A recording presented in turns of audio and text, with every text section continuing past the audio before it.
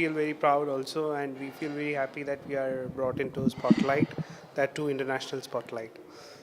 Yes, we would, because there's a lot of connections to be made. Actually, we met a lot of new connections, so we would be in touch with them. So I would suggest everyone else to try. Hello, good evening. How is everyone?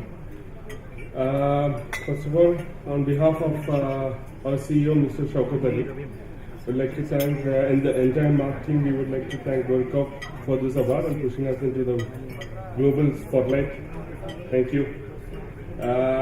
Secondly, we thank our CEO, Shaukat Ali, our dad, my colleague, Mr. Fazil, who is our cousin, my brother, Mr. Nezu, and the entire MARC team. This wouldn't be possible without you.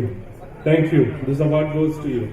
And finally, Qatar, thank you. Big thank you to Qatar for enabling us to give your expertise in this field. Thank you. And congrats to all the big award winners. Thank you.